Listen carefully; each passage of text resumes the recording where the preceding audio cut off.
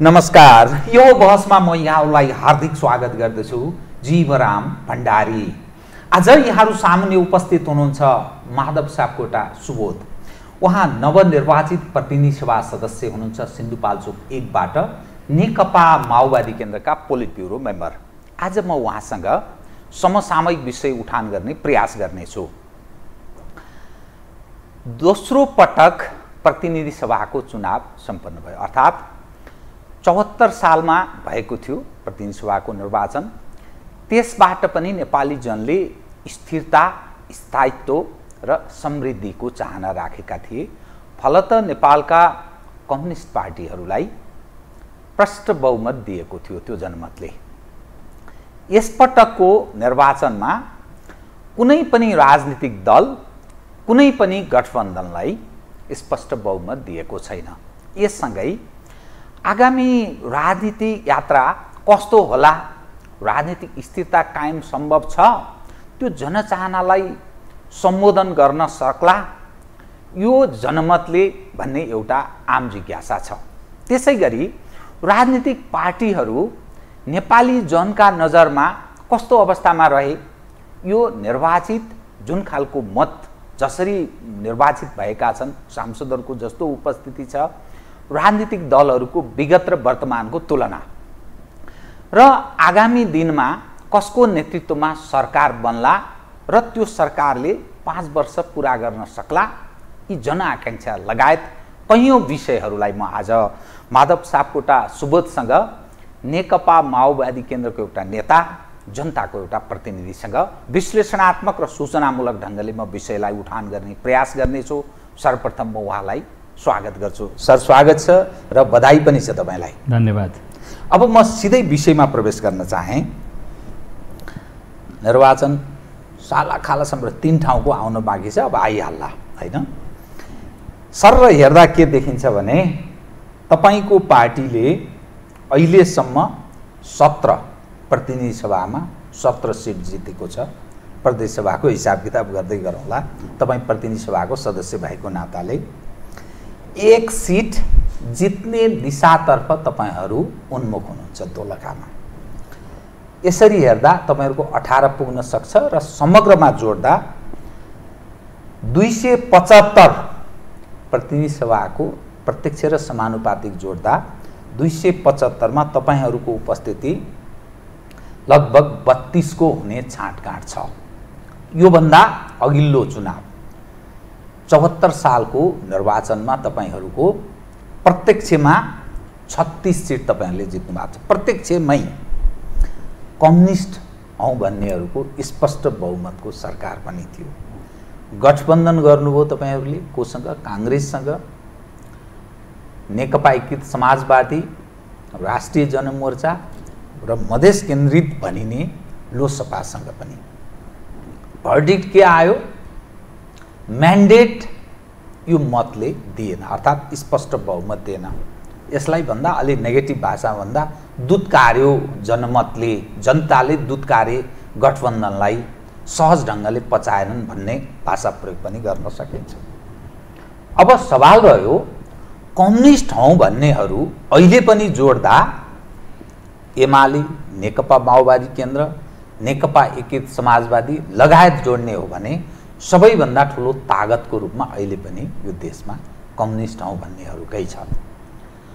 अब कस्तो सरकार बन्ला, की रोल अहिले पनि नेकपा माओवादी केन्द्रकै छ यो वा त्यो रूपमा, त्यो आम जिज्ञासा छ।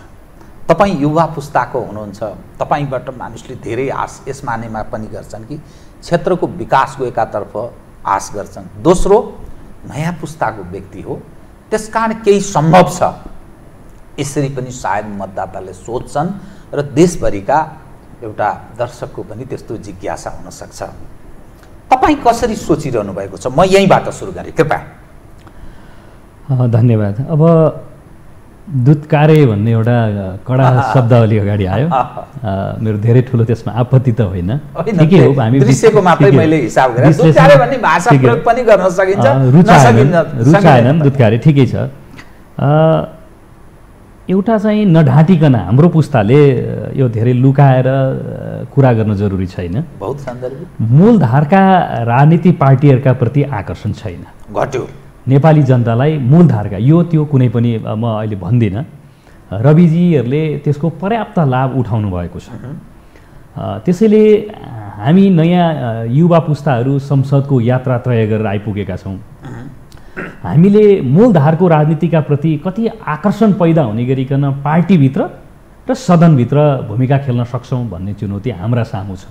मलाई पर्सनली भन्न दिनुहुन्छ भने त्यसैले यो समग्रमा गठबन्धनको मात्रै प्रश्न होइन कि मूलधारका राजनीतिक शक्ति र पार्टीहरूका प्रति नेपाली जनताको एउटा विकर्षण निराशा बढ्दै गएको छ र आगामी क्रियाकलाप र सरकार सदन र समग्र राज्यका मेकानिजमहरूलाई पारदर्शी सुशासनका क्षेत्रमा देखिने गरी र समृद्धिका क्षेत्रमा अनुभूत हुने गरिकन काम गर्दा मात्रै यो निराशालाई आशामा परिणत गर्न सकिन्छ र राजनीतिक मूलधारका पार्टीहरूको विकल्प चाहिँ राजनीतिक पार्टीहरू नै हो भन्ने कुरालाई स्थापित गर्न सक्नुपर्दछ भन्ने कुरा मेरो पहिलो बुझाइ छ। यसकारण यसको प्रभाव अहिलेको यो गठबन्धनमा गयो। यो विकर्षण र निराशा चाहिँ किन बढेको यसको पनि जवाफ दिनुहोस् अनि त्यसमा पनि मूलतः अहिले देशमा हेर्नुभयो भने राज्यका सबै संयन्त्रहरू कोमामा छन्। यो अलिक कडा प्रहार पनि हुनसक्छ। जसले त्यहाँ नेतृत्व प्रतिनिधित्व गरिरहनु भएको छ उहाँहरूका प्रति हमला आलोचना नै हुनसक्छ। तर यो कुरा साँचो हो कि हाम्रो राज्यका सबै संयन्त्रहरू चाहिँ एउटा हिसाबले कोमामा छन्। भ्रष्टाचारको कुरा गर्नुहुन्छ भने कसले कति पैसा भ्रष्टाचार गर्यो भन्ने कुरा मात्रै भ्रष्टाचारको कुरा होइन। तपाईँ राष्ट्रियताका कुरादेखि लिएर नीतिगत हिसाबले अरू हुने सारा कुराहरू सबभन्दा धेरै मान्छेको चाहिँ निष्ठा आस्था जोडिएको न्यायालयमै सबभन्दा ज्यादा चाहिँ अब मन भरङ्ग हुने गरिकन चाहिँ एउटा निराशा हुनुपर्ने जे परिस्थिति हाम्रा अगाडि आएको छ। यसरी हेर्नुहुन्छ भने हामीले परिकल्पना गरेको राज्य व्यवस्था त कार्यपालिका न्यायपालिका र व्यवस्थापिका तीनटा प्रकारका जे मेकानिजमहरू छन्। एकले अर्कालाई क्रस मोनिटरिङ गर्ने, जनताप्रति उत्तरदायी हुने र एउटा सामान्यभन्दा सामान्य नागरिक जसले चप्पल लाउन पाउँदैन खाली खुट्टा हिँड्छ त्यसले समेत यो देशमा अन्याय चाहिँ सहन नपरोस् भनेका छौँ नि हामीले संविधानमा। संसारभरको उत्कृष्ट संविधानमध्ये हाम्रो संविधान भनेका छौँ। तर त्यो संविधानलाई बोक्ने हाम्रा संयन्त्रहरू हामीले हेऱ्यौँ भने त्यसमा जति चाहिँ मतलब अस्तव्यस्त ती संयन्त्रहरू जति कोमामा अपारदर्शी कोही पनि छैन। त्यसैले मैले भनेको सुशासनको क्षेत्र ज्यादा डरलाग्दो कुरा छ। बहुत जायज भन्नुभयो। तर प्रश्न फेरि कहाँ तेर्सिन्छ तपाईँहरूलाई नै भने तपाईँको नेतृत्व पङ्क्तिलाई 46मा एक खाले परिवर्तन भयो। त्यसप्रति तपाईहरूको असन्तुष्टि रह्यो। फलत 52 सालमा तपाईहरूले विद्रोहको बाटो तय गर्नुभयो। 62-63मा तपाईहरूले तय गरेको पथमा तत्कालीन काङ्ग्रेस र तत्कालीन एमाले तयार भयो तपाईहरूको पथमा हिँड्नलाई। फलत 62-63मा ठुलो परिवर्तन भयो। त्यो परिवर्तन पश्चात जब तपाईहरूलाई जुन खालको स्पष्ट नेपाली जनले पहिलो चुनावमा हेर्नुहोस् त तपाईहरूको उपस्थिति कुन रूपमा थियो। तपाईहरू बहुत चिज गर्न सक्नुहुन्थ्यो। तर आज जुन तपाईहरूले चाहेको जस्तो परिवर्तन चाहेको यस मानेमा तपाईहरू जे चाहनुहुन्थ्यो पुरै भएन। तपाईले अघि बाणीमा व्यक्त पनि गरिसक्नुभयो। तर 17 वर्ष लगभग नेपाली जनले देखे भोगे हेरे बेहोरे यो अहिले 62-63 यहाँसम्म जोड्ने हो भने त यो नीतिहरूको राजा राजनीति र मूलनीति भन्छ नि। त राजनीतिले सबै तय गर्छ। कार्यपालिका व्यवस्थापिका न्यायपालिका तपाईँले राज्यका अरू संयन्त्र हेल्पिङ ह्यान्डहरूको अस्तव्यस्तको कुरा गर्नुभयो यथार्थ हो। तर त्यसको अर्थ त राजनीतिक नेतृत्वमै समस्या छ, नेतृत्व असफल छ, परिणाम त यो सम्पूर्ण क्षेत्र बिग्रेको छ। 17 वर्षसम्म पनि गो पहिल्याउन नसक्ने, पथ पहिल्याउन नसक्ने भनेपछि भोलिका दिनमा त कसरी पहिल्याउँछ भनेर कसरी ठान्ने बताइदिनुहोस् त। यहाँनिर एउटा कुरा जस्तो म हजुरको प्रश्नभन्दा अगाडि कहाँ जान चाहन्छु भने 65मा हामीले एउटा गोल्डन चान्स पाएको माओवादी। तर त्यसमा दुईटा कुरा। एउटा 65मा माओवादी सम्झौतासहित आएको थियो। न सम्पूर्ण रूपमा माओवादीले भनेको थियो भयो, न हिजोका परम्परावादी संसदवादी राजनीतिक दलले भनेकै कुरा पुरा भएको थियो। भन्दा दुवैका कुराहरू सम्झौता भएको थियो। मूलतः माओवादी कलर झल्किने गरिकन सम्झौता भएको थियो, सम्झौतामा टुङ्गिएको थियो भन्दा हाम्रो माओवादी आन्दोलनभित्र एउटा के चिज भयो भने हामी ठिक बाटोमा आए कि आएनौँ भन्ने एउटा धार त्यहाँ विकास भएर गयो, जबकि त्यो हाम्रा लागि एउटा दुर्भाग्य भयो। हामी आइ नै सकेका थियौँ। त्यसो भएपछि हामी हिँडेको बाटो ठिक कि गलत भनेर धेरै बहस गर्ने भन्दा नि हामी हिँडेको बाटो ठिक हो भनेर कामद्वारा जीवन व्यवहारद्वारा सिद्ध गर्नुपर्ने हाम्रो जिम्मेवारी थियो। तर हामी कता गयौँ भन्दा हामी चाहिँ यो जे अभ्यासमा जुन व्यवस्थामा आयो यो व्यवस्था ठिक छैन भन्ने एउटा धार विकास भएर गयो हाम्रो पार्टीभित्र। त्यसले एकातिर समग्रमा अब हामीलाई एउटा घेराबन्दी, माओवादी कलेवर र माओवादी आन्दोलन हाबी हुँदै गएको कुरा स्वाभाविक रूपमा प्रतिस्पर्धीहरूलाई रुचिकर हुने कुरा थिएन। दोस्रो कुरा आफैभित्र हामी बहसमा गयौँ, त्यति बेला हामी काम गर्नु पर्थ्यो। अर्को कुरा हामीलाई के भयो भने स्वयं हाम्रो आन्दोलनको सुप्रिमो कमरेड प्रचण्ड समेत पहिलो पटक सांसद भएर आउनुभएको, एकैचोटि अरू संसदीय अभ्यास बिना नै प्रधानमन्त्री हुनुभयो। जतिसुकै ठुलै अब राजनेता भए पनि अनुभव भनेको कुरा त अनुभव हुन्छ, त्यसको केही सीमा त्यहाँ रहनु गयो। यसरी हेर्दा ६५मा माओवादीले नियतवश बिगारेको भन्दा पनि अनुभवजन्य त्रुटि कमजोरी हाम्रा बिचमा रह्यो र हामीले आफ्नो सिङ्गो आन्दोलनलाई माओवादी पार्टीलाई चाहिँ एकताबद्ध एक ढिग्गा र आफ्नो लक्ष्य उद्देश्य र गन्तव्यमा सुस्पष्ट पार्न सकेनौँ, विभाजित भयौँ, टुक्रा टुक्रामा गयौँ। फलत विप्लवदेखि लिएर मोहन वैद्यहरू सबै धेरैवटा फ्र्याक्सनहरू आएर माओवादी सुस्पष्ट विचारमा जान सकेन। त्यसले हामीलाई अब कि त विप्लव कमरेडहरूको जस्तो एकदमै ठुलो क्रान्तिकारी कुरा हुने, कि त बाबुराम दाईको जस्तो चाहिँ मार्क्सवादै काम छैन भनेर अर्को बहस हुने भन्दा यी दुईटा प्रकारका कोणहरूलाई व्यवस्थापन गर्नेतिर नै बढ्ता नेतृत्वको ध्यान गएर नेतृत्व त्यहाँ इन्गेज भयो। त्यसले सरकार र राज्य संयन्त्रका मेकानिजमहरूलाई पुनर्संरचना गर्दै आजको आवश्यकता अनुसार तदनुरूप लिएर जान जे पर्दथ्यो त्यो भूमिकामा नेतृत्व केन्द्रित हुन पाएन र हामीले त्यो अवसर गुमायौँ भन्ने हामी एउटा समीक्षामा पुगेकै छौँ। यसरी हेर्दा त्यसभन्दा यता हेर्नुभयो भने सरकारमा त हामी कहिल्यै छुटेनौँ, हामी अहिले छलफलमा पनि छौँ। सरकारमा त हामी कहिल्यै छुटेनौँ, तर हामीले भनेको जसरी सरकार सञ्चालन गर्ने अवस्था ६२-६३देखि निरन्तर कहिल्यै छुट्नु भएन। अन्तरिम व्यवस्थापिकादेखि हेर्नुभयो भने आजसम्म मतलब निरन्तर सरकारमा छ माओवादी केन्द्र। तर हामी आफैले एकल ढङ्गले हाम्रो आफ्नो स्वामित्वसहित नेतृत्व गरेको त अध्यक्ष कमरेड प्रचण्ड प्रधानमन्त्री हुँदाखेरिको कुरा हो भन्दा हामी यी सबै अनुभवहरूबाट र एउटा स्पष्ट धारणासहित नेतृत्व गर्ने परिस्थितिमा छैनौँ। यसपटक गठबन्धनबाटै भए पनि त्यो चान्स आउँदैछ कि भन्ने अनुरोध गरिराखेका छौँ र मलाई लाग्दछ अघि हजुरले भनेको जस्तो गठबन्धनभित्र सुस्पष्ट बहुमत त छैन, अन्तिममा फेरि सत्ताको चाबी माओवादीकै हातमा हुने देखियो नै। हामी अहिले 17 जितिसकेका छौँ, दोलखासहित आउँदा 18, समानुपातिक र अरू सबै जोड्दाखेरि माओवादीले जतापट्टि लैजान्छ त्यतैतिर सरकार बन्ने जस्तो देखियो। यसरी हेर्दा सामान्यतः अब प्राकृतिक कुरा गर्दाखेरि माओवादी र काङ्ग्रेस उत्रै साइजमा थियौँ हामी यसभन्दा अगाडि। उत्रै साइजमा हुँदाखेरि पनि प्रचण्डले नै शेरबहादुर देउवालाई प्रधानमन्त्रीको प्रस्ताव गरेर केपी ओलीले 2 पटक संसदको विघटन गर्दा संसद विघटनलाई चाहिँ रक्षा गरेर कानुन सडकमा गएर अदालत गएर कानुनी र सङ्घर्ष दुवै माध्यमबाट हामीले ल्याएर प्रधानमन्त्री शेरबहादुर देउवालाई बनायौँ। उहाँले 2टा तहका निर्वाचनको नेतृत्व गर्नुभयो, स्थानीय तहको निर्वाचन र अहिले सङ्घ प्रदेशको निर्वाचन भन्दा अब अहिले प्राकृतिक र जायज कुरा के हुन्छ भने मलाई लाग्दछ प्रचण्डलाई प्रधानमन्त्री बनाएर अगाडि जाँदाखेरि नै यो नेचरल देखिन्छ, प्राकृतिक देखिन्छ, त्यो सम्भावना बढ्दै गएको पनि अनुभूत गर्न सकिन्छ। यसरी हेर्दा यो बेलामा माओवादी नेतृत्व र जनयुद्धबाट आएको सुप्रिमो कमरेड प्रचण्डले अघि हामीले भनेको जस्तो एउटा सुशासनको क्षेत्रमा अर्को आर्थिक समृद्धिको क्षेत्रमा देखिने गरिकन अनुभूत हुने गरिकन काम गर्यो भने मलाई लाग्छ हामीले कसरी सोचेका थियौँ भन्ने कुरा एउटा सन्देश दिन सकिन्छ। किनभने हामीलाई विगतमा अनुभव थिएन। आखिरी बुढापाकाले भन्नुहुन्छ नि पढेर भन्दा पढेर धेरै गुणा ज्ञान हासिल गर्छ। बेला बेला हाम्रो अध्यक्ष कमरेड प्रचण्डले भन्ने नै गर्नुभएको छ, ठुलो शिक्षा भएको छ हाम्रो लागि, महाविश्वविद्यालय नै भएको छ यो विषयका हाम्रा सबै कोर्सहरू।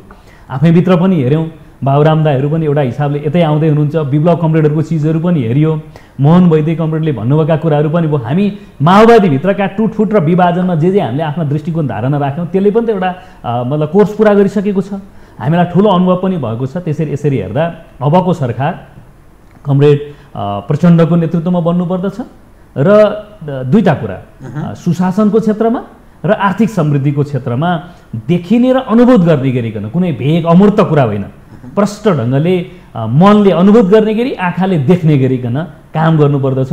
मलाई लाग्छ अध्यक्ष कमरेड प्रचण्ड पनि त्यो दिशामा गृह कार्य र सोचाइमा हुनुहुन्छ। यदि प्रचण्डजीको नेतृत्वमा बनाउन काङ्ग्रेसको नेतृत्व तयार भएन भने के विकल्प छ?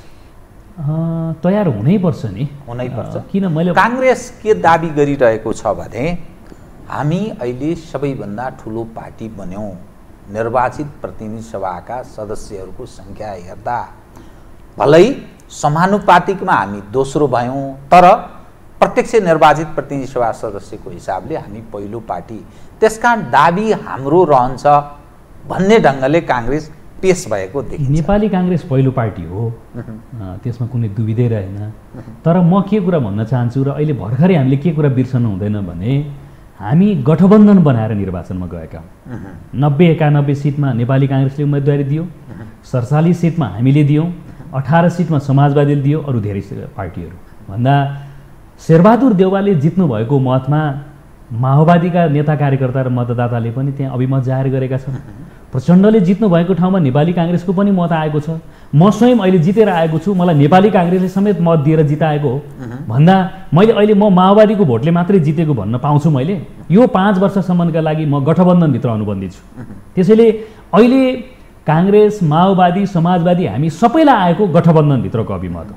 त्यसैले एक पार्टीले मात्रै त्यो दाबी गर्ने, यो गठबन्धनलाई दिएको अभिमत हो। भलै अघि हामी एउटा चर्चा गऱ्यौँ, तर म के कुरा भन्छु भने आम रूपमा हजुर मार्फत र यो टेलिभिजन मार्फत अहिले शेरबहादुरले देउवाले जित्नु भएको, प्रचण्डले जित्नु भएको, माधव नेपालले जित्नु भएको र अरू हामी सबैले जसले जितेर आएका छौँ, हामीले एक्लै जितेको होइन। प्राविधिक रूपमा हामी एकल निर्वाचन चिन्ह लिएर गयौँ, त्यो हाम्रो संविधान कानुनमा व्यवस्था भएको बमोजिम। तर हामी म त संयुक्त झन्डा, चुनाव चिन्ह र संयुक्त प्रचारमा गएर आएका हौँ नि। यसरी हेर्दाखेरि स्वाभाविक रूपमा नेपाली काङ्ग्रेसलाई त हामीले ठुलो पार्टी बनाउने त चुनावभन्दा अगाडि भनेरै उहाँहरूलाई चाहिँ 91 सिटमा चाहिँ उम्मेदवारी दिन सहमत भएका छौँ नि। उहाँहरूले 91 सिटमा उम्मेदवारी दिँदै गर्दा हामीले बल्ल 47 सिटमा दिएका छौँ, समाजवादीले 18 सिटमा मतलब उम्मेदवारी दिएको छ। त्यो कुरा हामीले भुल्नु हुँदैन। र अहिले आएको भनेको गठबन्धनभित्रबाट अभिमत आएको हो। हामीले ठुलो पार्टीका रूपमा स्वीकार त चुनाव अगाडि हामीले नै गरेका थियौँ राजनीतिक रूपमा, अभिमत मार्फत स्वाभाविक रूपमा त्यो गठबन्धनभित्रको परिणाम आयो। एउटा पक्ष यो छ। अर्को, हिजो काङ्ग्रेस र माओवादी बराबरी साइजको हुँदा प्रचण्ड नै प्रधानमन्त्री हुनुपर्छ भनेर अडान लिन पनि सकिन्थ्यो नि त।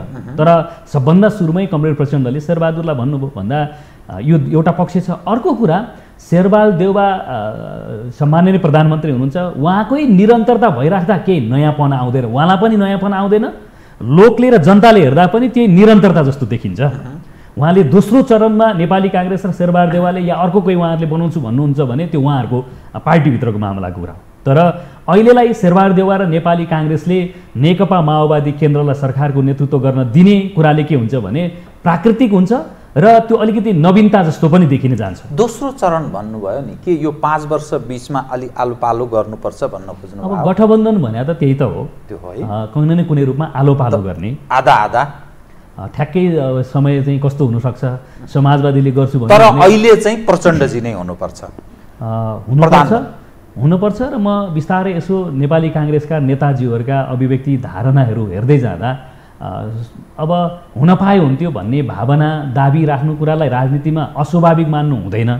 तर अन्तिममा एउटा विषयमा गएर संश्लेषित हुनुपर्छ, थिग्रिनुपर्छ नि। थिग्रिँदा मलाई चाहिँ एउटा के आत्मविश्वास पैदा हुँदै गएको छ र के बुझ्दछु भने समग्र घटनाक्रमहरू, गतिविधिहरू हेर्दा भने पहिलो चरण कमरेड पुष्पकमल दाहाल प्रचण्डको नेतृत्वमा गठबन्धनभित्रकै सरकार बन्छ। गठबन्धनको सरकार बन्ला, प्रचण्डजीकै नेतृत्वमा बन्ला, हाम्रो शुभकामना पनि छ। तर एउटा विकल्पको नि कुरा गरौँ न। कथम काङ्ग्रेस यसमा किमार्थ तयार भएन भने बृहत वामपन्थीहरू बीच ध्रुवीकरण हुने सम्भावना पनि कतै छ? त्यो कुराको त थोरै पनि सङ्केत कमरेड खड्ग ओलीले देखाउनु भएन नि। देखाउनु भएन र खड्ग ओलीले रूपान्तरणको कुनै पनि सङ्केत नदेखाइकन यो छलफललाई ज्यादा प्राथमिकता दिनु भनेको सत्ता दाउपेचको खेलको अर्थमा मात्रै नेपाली जनताले बुझ्छन्।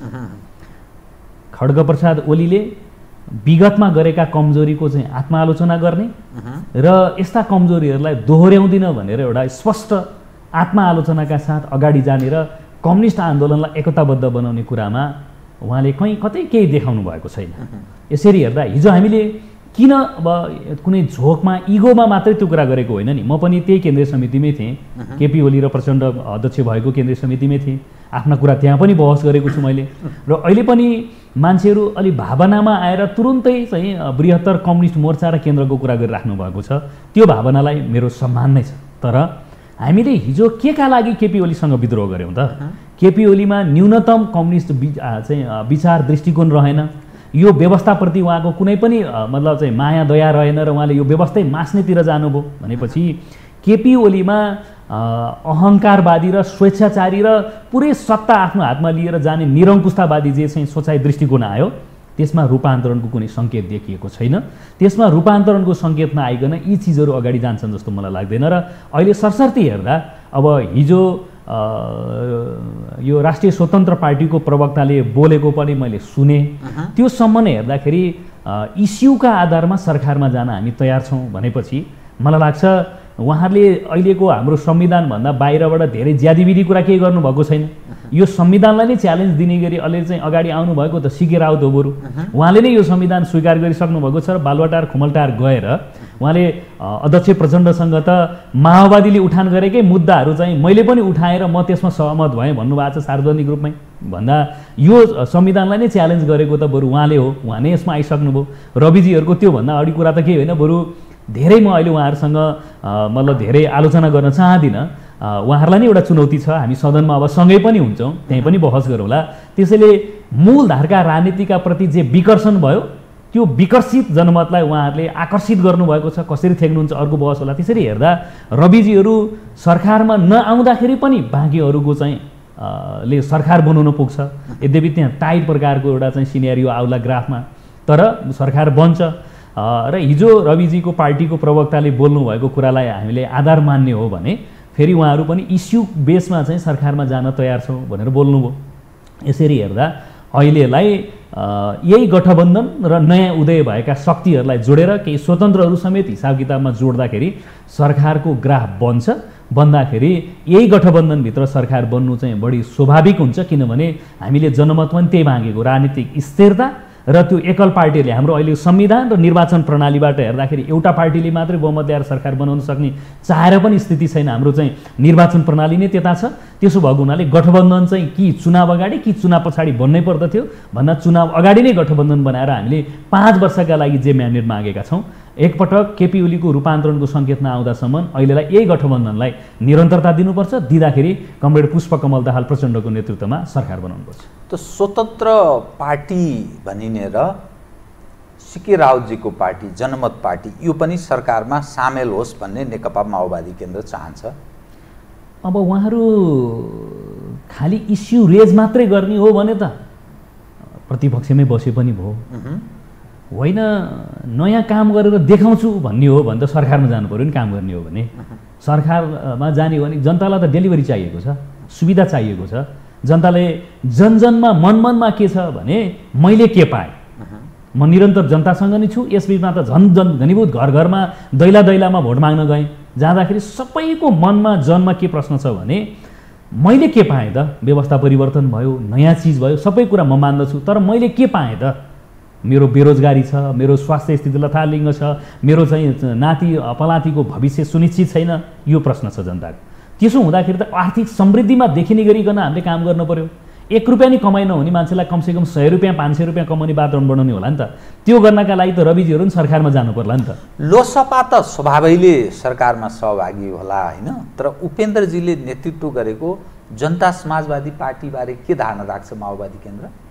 मलाई लाग्दछ उहाँहरू पनि सरकारमा जानुहुन्छ जानुहुन्छ राम्रोसँग छलफल अगाडि बढ्दै गयो भने उपेन्द्रजीहरूले लिनुभएको मुद्दा पनि त्यो त माओवादीकै मुद्दा हो। माओवादीले जनयुद्ध र शान्ति प्रक्रियामा आएर हामीले सबै सशस्त्र क्रान्ति या शान्तिपूर्ण आन्दोलनका माध्यमबाट स्थापित गरेका मुद्दाहरू त विभिन्न ढङ्गले हामी एउटा थोक केन्द्र जस्ता भयौँ, अरू धेरै डिस्ट्रिब्युटर सेन्टर जस्ता भयो नि त। तपाईँ सबै हेर्नु भने सिकेजीले बोक्नु भएको, अरू उपेन्द्रजीले बोकेका सबै मुद्दाहरू त हामीले भनेको जातीय क्षेत्रीय मुद्दाहरूलाई वर्गीय आन्दोलनसँग जोडेर समावेशी समानुपातिक प्रतिनिधित्वका आधारमा राज्यको नीति निर्माणको तहमा जानुपर्छ भन्ने कुरालाई उठायौँ। त्यही कुरा त हो उहाँहरूले लानुभएको। यसरी हेर्दा मलाई लाग्दछ मुद्दा मिल्नेहरूका बिचमा एउटा अलग मोर्चा बनाउने, त्यो माओवादीको नेतृत्वमा एउटा मोर्चा हुनसक्छ, 50-55 सिट वरिपरि आउँछ जस्तो लाग्छ मलाई। त्यो मुद्दा समानताका आधारमा जसले संविधानलाई स्वीकार गरेका छौँ नेपाली काङ्ग्रेस सहित, त्यसको आधारमा गठबन्धनको सरकार बनाउने मुद्दा। अब हामीले नि संविधानमा नोट अफ डिसेन्ट लेखेका छौँ, उपेन्द्रजीहरूको पनि छ, सिकेजीले पनि त ओलीजीहरूसँग वार्ता गर्दा आफ्ना केही भिन्न मतहरूसहित स्वीकार गरेर आउनुभएको छ। हामीले जनतालाई के भनेका छौँ भने हामीले नि भनेका छौँ, उहाँहरूले पनि भन्नुभएको संविधानमा सुधार, संविधानमा संशोधन सुधार जरुरी छ भनेका छौँ भन्दा नेपाली काङ्ग्रेसलाई संविधानमा हामीले उठाएका र नोट अफ डिसेन्ट राखेका कुराहरू पनि त संविधानमा सुधार संशोधन गर्दै जानु पर्यो। त्यो गर्नका लागि माओवादी नेतृत्वको एउटा इस्यु बेसका आधारमा एउटा मोर्चा बनाउनुपर्छ। त्यो भनेको माओवादी, समाजवादी, उपेन्द्रजीहरूको सेक्सन, अब स्वतन्त्र के प्रभु शाह सहितहरूको चाहिँ एउटा मान्यजीहरूको टिम छ, त्यस पछाडि सिके रावजीहरू, रेशम चौधरीजीहरू, यो सबै जोड्दाखेरि मलाई लाग्छ 50-55 वरिपरिको एउटा सिनेरियो आउँछ, प्रष्ट बहुमतको आउँछ। त्यो भन्दा यसले हाम्रा मुद्दाहरू हामीले जनतालाई देखाउनलाई मात्रै नोट अफ डिसेन्ट लेखेको भए अलग कुरा हो। हाम्रा मुद्दा हामीले चाहिँ संविधान नि मान्दै गर्छौँ, कार्यान्वयन बिस्तारै सुधार संशोधन मार्फत गर्छौँ भन्ने हो भने यो उपयुक्त बेला छ। माओवादी र प्रचण्डको नेतृत्वमा मुद्दा मिल्नेहरूको एउटा मोर्चा बनाउँ सदनभित्र, त्यो एउटा मोर्चा हुन्छ। समाजवादी अरू को मिल्न सक्छौँ, मिल्नेहरूले हामी एउटा पार्टी एकता संयोजन समिति बनाएर फेरि कम्युनिस्ट आन्दोलनलाई सुदृढीकरण गर्ने र एउटा मूलधारको चाहिँ फेरि कम्युनिस्ट आन्दोलन विकास गर्ने गरी पनि हामीले सोच्दै जानुपर्छ र फेरि यता नेपाली काङ्ग्रेससहित सरकार बनाउने र यो राष्ट्रलाई डेडलकमा राखेर होइन कि निकास दिएर अगाडि पनि जानुपर्छ, यस्तो सिनेरियो देख्छु म। अब तपाईँले कम्युनिस्ट राजनीतिको पनि कुरा गर्नुभयो कि जुन वर्गको तपाईँहरू कुरा गर्नुहुन्थ्यो, अहिले क्रमशः त्यो वर्गबाट तपाईँहरू अलि अलगिएको, त्यो वर्गलाई तपाईँहरूले चिन्न नसकेको, तपाईहरूको वर्ग चाहिँ बरु रूपान्तरित भएको नेतृत्व पङ्क्तिको मानिसहरूको बुझाइ। फलत जस्तो तपाईँले स्वतन्त्र पार्टीको नाम लिनुभयो, त्यसै गरी जनमत पार्टी राष्ट्रिय पार्टी भएको छ, राप्रपा राष्ट्रिय पार्टी भएको छ। त्यो तपाईँहरूको गतिविधि नेतृत्व पङ्क्तिको मूलतः तपाईँको भन्दा नि तपाईँ नयाँ पुस्ताको हुनुहुन्छ, तपाईँ पार्टीको हुनु त नेता पोलिट ब्युरो मेम्बर हुनुहुन्छ, तर जनताबाट रिकग्नाइज हुनुहुन्छ। त तपाईँहरूको प्रति असन्तुष्टि मानिसको बढ्दै बढ्दै बढ्दै गएको छ। फलत यसले विकल्प खोज्दैछ है भन्ने सन्देश दिएको रूपमा मानिस बुझ्दछन्। यो तपाईँहरू सैद्धान्तिक हिसाबले नि तपाईँहरूको काङ्ग्रेससँगको निकटता र यो गतिविधि हेर्दा तपाईँहरू आफ्नो कता कता अल्मलिएको जस्तो लाग्दैन? मैले भने अघि नै हामीले 65 मा एउटा ठुलो अपर्च्युनिटी प्राप्त गरेका थियौँ, त्यो हामीले लस गरेकै हो, गुमाएकै हौँ। त्यसमा एउटा आन्तरिक पार्टीभित्रका विभिन्न दृष्टिकोण धारणाहरू आए, हाम्रो उग्र क्रान्तिकारी कुरा र तुरुन्त सुधारवादमा गइहाल्ने। हामी त माओवादी नै हुनुपर्थ्यो, त्यो भएनौँ। दोस्रो कुरा, पटक पटक अध्यक्षले भन्नु नै हुन्छ, हामी कतिपय अन्तर्राष्ट्रिय कूटनीतिक कुराहरू, कतिपय राष्ट्रिय डाइनामिजमहरूलाई म्यानेज गर्ने कुराहरू भनौँ, अनुभवजन्य हाम्रा त्रुटि भए। गिर्जाबाबुलाई राष्ट्रपति बनाउन सकेको भए सिनेरियो अर्कै हुन्थ्यो कि भन्ने जस्ता, रुकमाङ्गत कटुवाललाई 6 महिना हामीले वेट गर्दा के बिग्रिन्थ्यो भन्ने जस्ता समीक्षाहरू विभिन्न कुरा छन् नि, यो खैर छोडिदिउँ। हामीले वर्ग छोडेका चाहिँ छैनौँ। हाम्रा जीवनशैलीहरू पारदर्शी नहुँदाखेरि हाम्रो वर्गमा केही न केही कन्फ्युजन भयो, एउटा। दोस्रो, आजको संसदीय अभ्यास र यसको परिपाटी र हाम्रो वर्गको चरित्र मिल्दैन।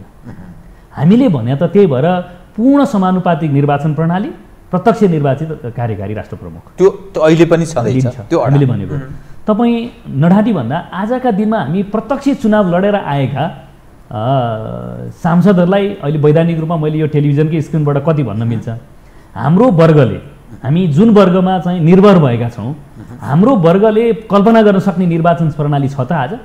त्यसरी महँगो निर्वाचन, अत्यन्त महँगो, भड्किलो भन्दा मलाई लाग्छ बिस्तारै यस्तै चिज रह्यो भने पेसा व्यवसायमा नजोडिएका मानिसहरू टिकट माग्न पार्टीमा जाँदैनन् अर्को पटकदेखि। खैर यो अर्को पटक हामी अरू अलि बहस गरौँला। भन्दा हामी के विषयमा थियौँ भने माओवादीले आफ्नो वर्ग छोडेको छैन र आजको निर्वाचन प्रणाली आजको संसदीय अभ्यास हेर्दाखेरि यो अभ्यासमा पनि कोट लाएर संसदमा नजाउँ, हामीलाई सारा इन्टेलेक्चुअल सेक्सन र सबैले हामीलाई चाहिँ यिनीहरू पाखे भनिदिन्छ। कोट लाएर हामी सदनमा छिरौँ, आफ्नो वर्गले आफ्नो प्रतिनिधिको रूपमा देख्न पाउँदैन त्यहाँ। यसको मतलब हामी चप्पल लाएर कोर्टमा जाउँ त अब? कहीँ न कहीँ विरोधाभासपूर्ण स्थिति छ। यो कुरालाई ठिक ढङ्गले आफ्नो वर्गलाई बुझाउने र आफ्नो वर्गको चेतना स्तर र आर्थिक स्तर माथि ल्याउने गरिकन हामीले नसोच्दासम्म यो बहस रहिरहेको छ। त्यसैले आजको कुरा आफ्नो वर्गलाई भ्रममा पर्न नदिने र आफ्नो वर्गलाई माथि उठाउने। हामीले भनेको गरिबलाई सधैँ गरिब बनाइराखेर सर्वहारा वर्गको कुरा गर्छौँ भनेको छैन नि। चप्पल लाउन नसक्नेलाई सुट लगाएर त्यसलाई नै चाहिँ पार्टी सुज लगाएर चाहिँ धनी बनाउँछौँ भने हो नि त। हामीले सुट लगाएर कारखानामा काम गर्ने, सुट लगाएर चाहिँ खेतबारीमा जाने, खोलेर एउटा ह्याङ्गरमा सुट झुन्नाउँछ, त्यहाँ बुट लगाएर उसले गोलबेडा खेती गरोस्। हामीले सोचे त यो हो नि भन्दा अरू कुरा नगरिकन सुट लगाएर मोटरसाइकल चढेर खेतबारीमा पुगोस्, लुगा फेरेर बुट लगाएर गोलबेडा उत्पादन गरोस्, उसको गोलबेडाको चाहिँ मूल्य र बजार चाहिँ सुनिश्चित होस्। हामीले यति काम गरौँ न, त्यो वर्ग माथि आउँछ। त्यसपछि आजको प्रतिस्पर्धाको व्यवस्था र त्यो तलको चाहिँ किसानको स्थिति मिट हुन जान्छ, निराशा पनि हल हुन्छ, हाम्रो वर्गको पनि समस्या समाधान हुन्छ। अब तपाईँसँग म यो गठबन्धन त गठबन्धन, प्रचण्डजीले कुनै सन्दर्भमा बोलेको मैले सुनेको छु, यो 10-15 वर्षसम्म यसरी लैजानुपर्छ, उहाँले त्यसरी बोल्नु भएको छ। शेरबहादुरजीले पनि सार्वजनिक रूपमा यो बोल्नु भएको छ। यो गठबन्धन यसै गरेर जाँदा त्यो वर्ग छुटिन्छ कसरी र कहिलेसम्म, यो बताइदिनुहोस् त। काङ्ग्रेस र तपाईँहरू बिचको सहयात्रा, सहकार्य यो प्राकृतिक हो, यो अप्राकृतिक पनि छैन। अप्राकृतिक पनि छैन। ठक्कै हेऱ्यो भने काङ्ग्रेस र माओवादी दुईटा शक्ति हो जसले नेपाल एउटा नराम्ररी युद्धको भुमरीमा फसिसकेको युद्धलाई शान्तिमा ल्याएर द्वन्द्वलाई शान्तिमा रूपान्तरण गरेको। त्यस बेलाको एमाले माधव नेपालले नेतृत्व गरेको एमाले थियो। त्यसमा केही कम्युनिस्ट गुणहरू बाँचेकै थिए, त्यस कारणले माधव नेपालले नेतृत्व गरेको एमाले त्यसमा थियो। तर अहिले त्यसमा कम्युनिस्ट चरित्रको चाहिँ नेतृत्व छैन, जसले बैलगडाको सपना देख्थ्यो रूपान्तरणको र द्वन्द्वलाई शान्तिमा रूपान्तरण गर्ने र व्यवस्था परिवर्तन गर्ने कुरा चाहिँ त्यसले काल्पनिक ठान्थ्यो। त्यो नेतृत्व आज एमालेमा छ। यस अर्थमा एमालेभित्र तमाम क्रान्तिकारी योद्धाहरू, कम्युनिस्ट कामरेडहरू हुनुहुन्छ, तर त्यसको मूल नेतृत्व यति ठुलो कि कङ्ग्रेसको जति पनि धर्म नभएको र दृष्टिकोण नभएको नेतृत्व त्यहाँ छ। त्यसैले यसरी हेर्दा हिजोको एउटा शान्ति प्रक्रिया र द्वन्द्वलाई शान्तिमा रूपान्तरण गर्ने प्रक्रियाहरू, हामी कम्युनिस्टहरू माओवादीहरू ठुलो पार्टी भयौँ, पहिलो संविधान सभाबाट संविधान बनाउन सकिएन, यो लोकलाई थाहा छ। पछि सुशील कोइरालाको नेतृत्वमा प्रचण्डले सदनमा के भनिदिनु भयो, यो सदनभित्र सत्तापक्ष र प्रतिपक्ष छैन, किनभने हामी संविधान बनाउन आएका हौँ, सबै एक हौँ, संविधान बनाउँ भनिदिनु भयो। प्रचण्ड र सुशील दा मिलेर संविधान बन्यो। त्यसपछि फेरि अहिले पछि हेर्नुभयो, हामी त वास्तवमा अघिल्लो पटक त्यति ठुलो बहुमत किन दिएका हुन् भने 10, 15, 20 वर्षसम्म चाहिँ एउटै पार्टीले शासन व्यवस्था सञ्चालन गरोस्, आर्थिक समृद्धिमा देखिने गरी चाहिँ काम गरोस् र समाजवादमा जाने गन्तव्य राखेर आर्थिक समृद्धिको काम गरोस्, गर्छौँ भनेर मत मागेका थियौँ र जनताले त्यसका लागि अभिमत दिएर एक्लै हामी नेकपाबाट चाहिँ बहुमत बनाएर सरकार बनायो। तर त्यसलाई ध्वंस गरियो। बाँकी नेपाली काङ्ग्रेस आजको दिनमा यो संविधान मास्ने मात्र रहेन नि, हिजो शान्ति प्रक्रियामा आउनका लागि पनि परम्परागत राजतन्त्रलाई चाहिँ विदा गरेर नयाँ गणतन्त्रात्मक व्यवस्थामा जान काङ्ग्रेस आएकै हो। उसले नि संविधान सभामा त 7 सालमा हतियार उठाएरै भनेको हो नेपाली काङ्ग्रेसले। खाली कुरा हामी अलि बढी क्रान्तिकारी समाजवादी दिशातिर जान चाहन्छौँ, उहाँहरू अलिकति डेमोक्रेटिक भनेर उदार पुँजीवादलाई चाहिँ बढ्ता विश्वास गर्नुहुन्छ भन्दा यहाँनिर केही भिन्नता छ। गठबन्धन कहिलेसम्म, कति सालका? यसरी हेर्दा म के देख्छु भने काङ्ग्रेस माओवादीको सहकार्यलाई धेरै अपवित्र, अस्वाभाविक नठान्दा हुन्छ र गठबन्धन मलाई चाहिँ भन्न दिनुहुन्छ भने यो 5 वर्ष चाहिँ यही इमान्दारितापूर्वक लैजानुपर्छ र सुशासन र आर्थिक समृद्धिको क्षेत्रमा राम्रो काम गर्नुपर्छ यो गठबन्धनले। यसले राम्रो काम गर्दै गयो, अरू नयाँ परिस्थिति सिर्जना भयो भने यो जाँदा पनि हुन्छ। अझ राम्रोसँग सकियो भने हामी निर्वाचन प्रणाली र शासकीय चाहिँ मतलब स्वरूपमा परिवर्तन गर्न सक्यौँ भने त्यसले नयाँ चिज ल्याउला। सकिएन भने त आजको निर्वाचन प्रणालीले एउटा मात्रै दलले शासन व्यवस्था सञ्चालन गर्ने अवस्था त रहेन यहाँ। यसको अर्थ संविधानमा सुधार जरुरी छ। त्यसका लागि काङ्ग्रेस हामी सबै अब मतलब तयार भयौँ भने शासकीय स्वरूप र निर्वाचन प्रणालीमा चाहिँ हामीले हिजो 8 गौँदाको चाहिँ फरक मत दर्ता गर्ने बेला जे राखेका थियौँ त्यसमा गइयो भने अब प्रतिस्पर्धामै जाउँ, त्यो अलग परिस्थिति होला।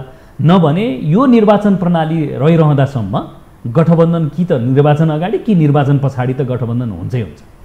एउटा कुरा बताइदिनुहोस्, नेपालको पोलिटिकल ट्रेन्ड कस्तो देखिन्छ भने 10-15 वर्षमा नेपाली जनले निरन्तर परिवर्तनको चाहना राखेका छन्। यसकारण राखेका छन् यथास्थितिमा भएन, असन्तुष्टि जनाउँदै त्यो चाहना राखेको देखिन्छ। 46 त्योभन्दा अगाडि 36 सालको जनमत सङ्ग्रह हेर्न सकिन्छ। 37 मा भयो, 36 मा डिक्लेयर भयो। 46 पछि तपाईँहरू 52 सालमा तपाईँहरूले विद्रोहको पथ तय गर्नुभयो, फलत 62-63। अनि फेरि अहिले यो पछिल्लो समय जो चुनाव भयो, चुनावमा व्यापक असन्तुष्टिको कारणै सायद अलि नयाँ खाले शक्तिहरूको उदय हुन खोजेको रूपमा मानिसहरूले बुझिरहेका छन्। यो जसरी तपाईँहरू काङ्ग्रेस, कम्युनिस्ट हामी उस्तै हौँ, अलिअलि मिलेका छैनौँ तर हामी मिलेर जानुपर्छ जुन भन्ने दृष्टिकोण बन्दै गएको छ नि, मानिसलाई त्यसले सन्तुष्ट बनाउन सक्ला, थेग्न सकिन्छ, थेगिन्छ भनिन्छ कि 8-10-15 वर्ष 10-15 वर्षमा एउटा परिवर्तनको निरन्तर त्यस्तो वेभ आइरहेको हुनाले फेरि अर्को स्थितिमा पो जान्छ कि क्या हो? राजनीतिक स्थिरता सम्भव छ र हेर्दै जानु होला, यो कन्तबिजोग हुनेछ, विगतकै जस्तो खरिद बिक्री हुनेछ, अर्को जात्रा संसदमा देखिनेछ, सरकार निर्माणमा त्यही रूपमा हुनेछ, फलत त्यसले ठुलो असन्तुष्टि जन्माउँछ र अर्को अवस्था सिर्जना हुन्छ। यस्तो दृष्टिकोण राख्ने नेपाली समाजमा राजनीतिका पण्डितहरू छन्। के भन्नुहुन्छ? ठिकै हो। अब मान्छेले निरन्तरता त चाहँदैनन्, त्यहाँ क्रमभङ्गै खोज्छ। सानो कुरा गर्न दिनु भने हाम्रा भान्सामा दिनकै एकै नाचको चाहिँ टेस्टको तरकारी पाक्यो भने हामीलाई मिठो लाग्छ। त्यो कुरा यो नीति निर्माण पनि लागु हुन्छ। यहाँनिर एउटा अन्तर्विरोधपूर्ण कुरा के भयो भने शैली साम्यवादी व्यवस्थाको अनि हाम्रो शासन व्यवस्था चाहिँ संसदवादी प्रकारको। यहीँ हेरौँ न, हामी चीनमा सी जिनपिङ जति वर्ष शासक भए पनि केही बिग्रिँदैन। त्यहाँ त एउटा पार्टीले शासन गर्छ, त्यो पार्टीको मेनिफेस्टो हुन्छ, सुधार परिवर्तन गर्नु पर्यो भने पहिला पार्टीको महाधिवेशनले त्यसलाई चाहिँ परिवर्तन गर्ने भनिदिन्छ, सरकारले त काम मात्रै गर्छ। हाम्रो त्यो चिज त होइन। यहाँ म अब पार्टीको पोलिट ब्युरो सदस्य छु, शपथ खाएको दिनदेखि म पार्टीको अध्यक्ष हुँ कि पोलिट ब्युरो हुँ त्यसको कुनै गन्ती हुँदैन, म प्रतिनिधि सभाको सदस्य हुँ। हाम्रो संविधानले त्यति मात्रै जान्दछ। म पोलिट ब्युरो भएको कुरा त्यसले जान्दैन, चिन्दैन मलाई। हामी यस्तो परिभाषा बनाउने अनि आजीवन बाँचुन्जेलसम्म चाहिँ चुनाव लडिरहने, मन्त्री प्रधानमन्त्री भइरहनु पर्ने। यहाँ त कहीँ न कहीँ हामीले विचार गर्नुपर्छ होला नि। त्यसैले हामी हेरौँ न, त्यही पुँजीवादी मोडेल बाराक ओबामाले आफ्नो कार्यकाल पुरा गर्नुभयो, फर्केर आफ्नो चाहिँ रेगुलर जिन्दगीमा फर्किनु भयो, पुरानै पेसामा फर्किनु, सानमा नै भयो। अमेरिका त तलमाथि कहीँ भएन, अर्कोले आएर सञ्चालन गरे। अराजक भनिएका डोनाल्ड ट्रम्प आउँदाखेरि पनि उसको सिस्टम धेरै भत्किएन नि। हामी कहाँ यति वर्षमा ब्युरोक्रेसीमा जागिर खाएपछि त्यो रिटायर हुने, फोर्समा र अरू सरकारका विभिन्न निकायमा जागिर खाएपछि ऊ रिटायर हुने। राजनीतिमा चाहिँ हामी रिटायर हुनु पर्दैन। तपाईँले त्यही भएर अग्नि सापकोटाजीलाई विस्थापित गरे हो? विस्थापित हुनु उहाँले त मलाई ह्यान्डओभर गर्नुभएको, मैले होइन, उहाँले नै पत्रकार सम्मेलन गर्नुभएको सहज ढङ्गले हो। एकदम ह्याप्पी ह्यान्डओभर हो। त्यो कुरा मैले भन्नै पर्दैन। मैले टिकट प्राप्त गर्नुभन्दा पहिले उहाँले पत्रकार सम्मेलन गरेर म निर्वाचनमा भाग लिँदैन र पुस्तान्तरण र हस्तान्तरणका लागि तयार छु भनेर उहाँले सभामुखकै कार्यकक्षबाट पत्रकार सम्मेलन गरेर भन्नुभएको छ। त्यो पत्रकार सम्मेलनपछि पार्टी र गठबन्धनले निर्णय गरेर मलाई टिकट दिएको हो। हामीले प्रधानमन्त्रीको नेतृत्वको त कुरा गऱ्यौँ, राष्ट्रपति, उपराष्ट्रपति, सभामुख, यी सबै सवाल उपर नेकपा माओवादी केन्द्र चाहिँ कसरी सोचिरहेको छ आगामी दिनमा? यो पुस्तान्तरण हस्तान्तरण गर्ने र एउटा विधि बनाउनुपर्छ। म पहिलो पटक सांसद भएर आएको छु, 40 को वरिपरिको मेरो उमेर छ। म आजीवन चाहिँ चुनाव लड्दिनँ। कतिसम्म लड्ने? कति वर्षसम्म? टेन्टेटिभ अब एउटा कुनै एनालाइसिस बिना भन्दा हचुवा त होला। अहिले इमोसनल कुरा गर्नु पनि हुँदैन हैन। एकातिर व्यथितिको कुरा छ, अर्कोतिर इमोसनल कुरा गर्दा दुईटै एक्सट्रिम हुन्छ, दुईटै अतिवादी हुन्छ। म ठ्याक्कै प्राविधिक यो त्यो त अहिले घोषणा गर्दिनँ, तर मैले भने म आजीवन चुनाव चाहिँ लड्दिनँ। तर तर एउटा निश्चित अवधि जनताको सेवा चाहिँ गर्छु भन्दा हामीले यो कुरा प्राथमिकताका साथ सदनमा उठाउनुपर्छ। एउटै नेता कति पटक प्रधानमन्त्री हुने, एउटै नेता कति पटक उपप्रधानमन्त्री के अरे मन्त्री र सांसद हुने। तपाईको अध्यक्ष नै 2 पटक प्रधानमन्त्री भइसक्नु, फेरि तेस्रो पटकको तपाई कसरत गर्दै, यो विधि नबनाउँदासम्म व्यक्तिमा बहस गरेर त केही कामै छैन। शेरबहादुरले 5 पटक भइसक्यो, 6औँको कसरत। मलाई भन्न दिनुहुन्छ भने म सदनमा बहस पनि गर्नेवाला छु, अब यो बाहिर पनि गर्छु। सांसदहरू मन्त्री हुन नपाउने व्यवस्था गर्नुपर्छ। सांसदहरू मन्त्री हुन नपाउने व्यवस्था गर्नुपर्छ।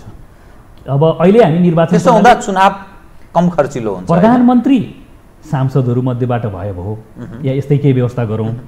प्रधानमन्त्रीले जसलाई कम्फोर्टेबल फिल गरेर विज्ञहरू या राजनीतिज्ञहरू चाहिँ उहाँले चाहनुहुन्छ, उहाँको आफ्नो एउटा त्यो क्याबिनेट चाहिँ कम्फोर्टेबल बनाए हुन्छ। सांसदहरू 5 वर्षका लागि त ऊ व्यवस्थापकीय ऐन नियम कानुन बनाउँछु भनेर आएको हो नि। त्यस्तो हुँदा बित्तिकै तल टिकटको मारामार पनि हुँदैन र करोडौँ करोड खर्च गरेर मान्छे यो जुत्ती खेल्ने र त्यहाँ लडभिड गर्न पनि जाँदैन। म अहिले सांसद भएँ, म अर्को पटक सांसद हुन्न मन्त्री हुन्छु भन्ने भयो भने सांसद लड्दिनँ होला नि त। अहिले त कुरा कस्तो हो भने मन्त्री हुनै पर्ने, मन्त्री हुन सांसद हुनै पर्ने, त्यसपछि एकै ठाउँमा आफ्नो पार्टीभित्र लडाभिड मारा काटो हुने जे स्थिति छ। कमसेकम अहिलेको चुनावलाई भड्किलो बनाउनका नबनाउन, कम भड्किलो बनाउन, कम मतलब यसलाई चाहिँ रवाफिलो बनाउनका निमित्त पनि सांसद 5 वर्षका लागि सांसद मात्रै हो। प्रधानमन्त्रीले आफूलाई कम्फोर्टेबल फिल गरेका विज्ञहरू, राजनीतिज्ञहरू र त्यो स्तरको आफूलाई चाहिँ सुविधाजनक प्रकारको टिम बनाउन पाउने एउटा व्यवस्था गरिदिनु। नेकपा माओवादी केन्द्र चाहिँ त्यसरी सोच्दछ। हामी कहाँ त्यो बहस छ पार्टीभित्र। मलाई लाग्छ हामी अब नयाँ आएका अनुहारहरूले ठिक छ, म 5 वर्ष तत्काललाई त्यो सम्भव भएन, नीति त्यसरी तय गर्नु पर्यो। अब अहिले त पहिला त संविधान संशोधन गर्नु पर्यो, तत्काललाई छैन। ठिक छ, यो 5 वर्ष यसरी गयो, दीर्घकालमा यसरी जानु जरुरी छ भन्ने तपाईको। यसलाई कमसेकम बहस गर्दै सबै सहमत भए त हुन नि सक्छ नि त। फेरि एउटा आम जिज्ञासा के, अब राष्ट्रपति उपराष्ट्रपति सभामुखका सवालमा नेकपा माओवादी केन्द्र कसरी सोच्दो हो भन्ने पनि आम जिज्ञासा भएको हुनाले त्यो बारे नि सुनाउँ। एउटै पार्टीबाट राष्ट्रपति र प्रधानमन्त्री चाहिँ हुनुहुँदो रहेनछ। यो तितो अनुभवबाट देखियो नि। अहिले हामी पार्टीहरू राष्ट्रभन्दा माथि छैन, राष्ट्र रह्यो भने मात्रै पार्टीहरू रहन्छन्, हामीले राजनीति गर्ने हो भन्दा राष्ट्रलाई, राष्ट्रको हितलाई केन्द्रमा राखेर हामीले हेर्दाखेरि एउटै दलबाट, त्यो एउटै दलको पनि भन्न दिनुहुन्छ भने वेभलेन्थ मिल्ने भने भयो पोजिटिभ भाषामा, अलि झर्रो भाषामा भन्दा गुड मिल्ने भन्ने भन्छ अझ यहाँ पोलिटिकल पार्टीहरूभित्र। त्यसैले एउटै पार्टीभित्र र एउटै पार्टीभित्र नै वेभलेन्थ मिल्नेहरूका बिचमा चाहिँ राष्ट्रपति र प्रधानमन्त्री बनाउनु हुँदो रहेछ। सभामुख र प्रधानमन्त्री नि त्यसको चाहिँ धेरै तात्विक अन्तर देखिएन। त्यसको चाहिँ अर्को कुरा, अब जस्तो विस्तार संसदमा निरङ्कुशता फेरि हावी हुने हो कि भन्ने नि सभामुख र प्रधानमन्त्री मिल्दा मलाई लाग्छ। त्यसो गर्दा राष्ट्रपति र प्रधानमन्त्रीमा क्रस मोनिटरिङ भयो भने फेरि त्यहाँबाट मेकानिजम छ नि त्यो। अर्को चाहिँ राष्ट्रपति बिस्तारै हाम्रो संविधानले सेरेमोनियल भन्छ। अहिलेको सम्माननीय राष्ट्रपतिज्यूका कार्यशैली गतिविधि हेऱ्यो भने त्यो कार्यकारी जस्तो बनाइयो। त्यो केपी ओली बालुवाटार हुँदा वा बालकोट हुँदा कुनै न कुनै रूपमा शीतल निवास चाहिँ कहिले बालुवाटारबाट चल्यो, कहिले बालकोटबाट चल्यो। यसरी हेर्दा राष्ट्रपति हाम्रो संविधानको संवैधानिक व्यवस्था अनुसार सेरेमोनियल छ, तर घटनाक्रम र अरू कार्यशैली हेऱ्यो भने त्यो कार्यकारी हुन खोज्यो। त्यसैले संविधानसँग कन्ट्रोभर्सी हुने जस्तो पनि भएको छ, त्यो गरिमालाई बचाउने गरी सोच्नुपर्छ। एउटै दलबाट हुँदाखेरि आउने जटिलता जे छ, कहीँ न कहीँ ऊ आफ्नो जुन लिगेसीबाट आएको त्योसँग त लोयालिटी त्यसले राख्छ नि। त राष्ट्रपति काङ्ग्रेसको होस् भन्ने चाहन्छ नेकपा माओवादी केन्द्र, आफ्नो नेतृत्वमा सरकार होस्, प्रधानमन्त्री आफ्नो नेतृत्वमा बन्नुपर्छ, प्रचण्डजीको नेतृत्वमा त राष्ट्रपति काङ्ग्रेसको होस्। त्यसो फरक दलबाट हुनुपर्दछ। त्यो सभामुखको बारेमा केही सोच बनाएको छ माओवादी खासै अहिले प्रायोरिटीमा आएको छैन। मलाई लाग्छ सरकार कहिलेसम्ममा बन्छ? गत पटकको एक्सपिरियन्स हेर्ने हो भने हुन त त्यस बेला चाहिँ राष्ट्रिय सभाको निर्वाचन थियो 74मा। सांसदहरू इलेक्टेड भएर आउँदा बित्तिकै त्यसले 3 महिना करिबको एउटा कोर्स लिएको रहेछ। तर बिचमा त्यस बेला चाहिँ अप्पर हाउसमा समेत यो समावेशीको कोटाको चाहिँ ग्राफ मिलाउनका निमित्त पहिला राष्ट्रिय सभाको चुनाव गरेको थियो। अहिले त्यो छैन। मलाई लाग्छ अब 3टा निर्वाचन क्षेत्रमा त निर्वाचन भइ नै राखेको छ, मतगणना छ, यसलाई केही 3-4 दिन लाग्ला, समानुपातिको अर्को हप्ता 10 दिन जति लाग्ला, किनभने अन्तिम परिणाम आएर एउटा चाहिँ समावेशी कोटाहरू सहितको एउटा ग्राफ निर्वाचन आयोगले दलहरूलाई दिनु पर्यो। त्यो सबै गर्दाखेरि फटाफट काम गर्यो भने 1 महिनाभित्रमा चाहिँ शपथ खानै सकिन्छ, 15-20 दिन 1 महिनाभित्रमा। अघिल्लो एक्सपिरियन्स हेर्दा निर्वाचन सकेको 3 महिनामा सरकार बनेको रहेछ। अब अहिले कति इच्छा शक्तिका साथ काम हुन्छ त्यसैमा भर पर्छ। अब तपाईसँग म 2वटा महत्त्वपूर्ण विषय उठान गर्छु। एक, यो पटकको निर्वाचन परिणामले के देखायो भने विगतमा पटक चुनाव जितेका प्रतिनिधि सभाका वा विगतका सांसदहरू, प्रतिनिधि सभा सदस्य वा विगतका सांसदहरू, उनीहरूलाई ठुलो सङ्ख्यामा झन्नै 60% जस्तो सङ्ख्याका मानिसलाई मतदाताले रुचाएन र विस्थापित गरेको देखियो। तपाईँ युवा पुस्ताको पनि हुनुहुन्छ, नयाँ आउनुभयो।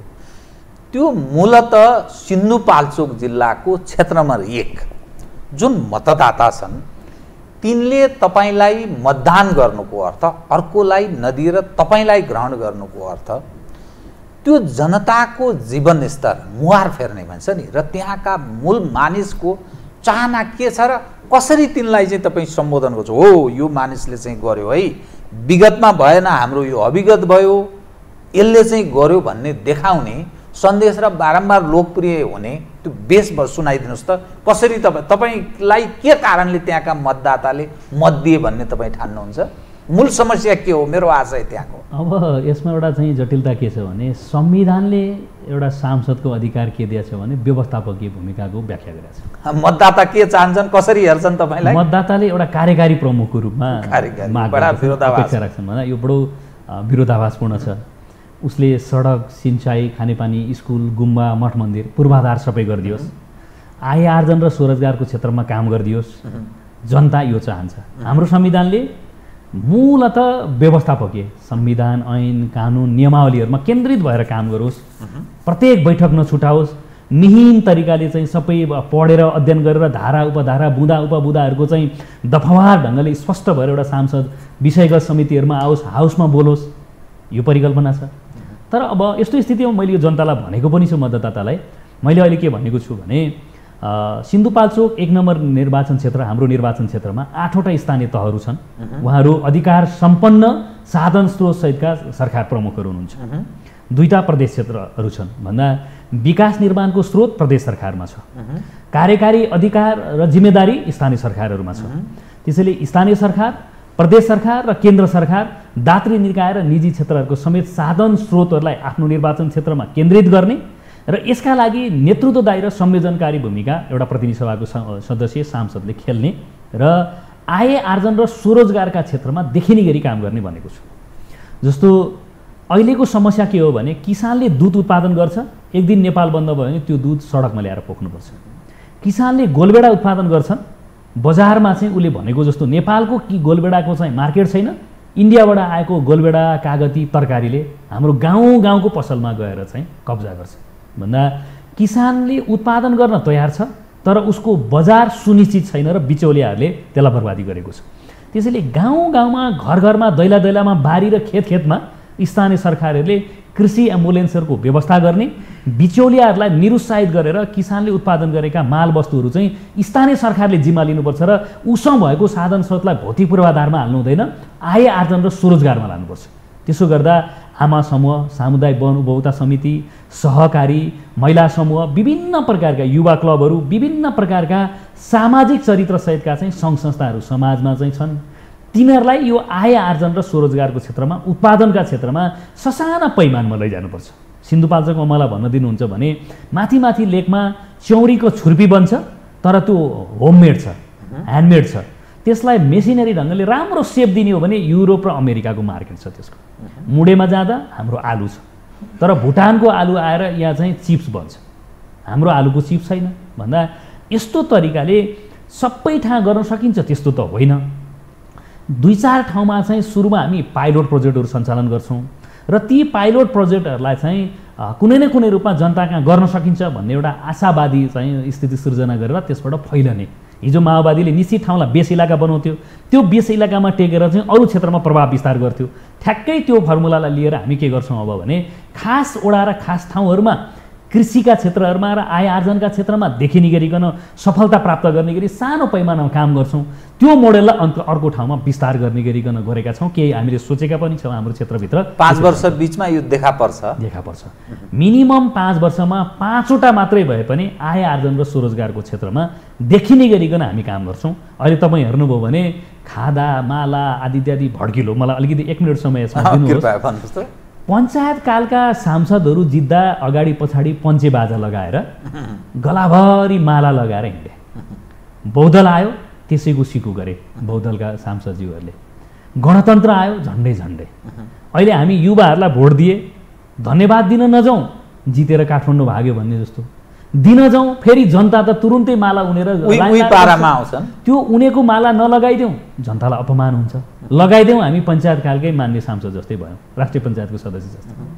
अनि अहिले हामीले यो विजय र्याली नभनेर मतदातालाई धन्यवाद दिने भनेको थियौँ, त्यो मतदातालाई धन्यवाद दिने कार्यक्रम स्थगित गरेर अलि यो ओथाओस र हामीले के भनेका छौँ, अब हामी यो धन्यवाद दिन पनि अर्को तरिकाले जानेर विज्ञ विशेषज्ञ सहितको सुटुक्क एउटा सांसद मोटरसाइकल चढेर खुरुक्क एउटा गाडी लिएर तामझाम बिना नै खुसुक्क जानु पर्यो। विज्ञ विशेषज्ञसँग चाहिँ अन्तर्क्रिया गरेर उसको गाउँको निड्स के हो त्यो छलफल गर्नु पर्यो। सांसद भने सामान्य मान्छे हो, त्यो हाम्रै प्रतिनिधि हो।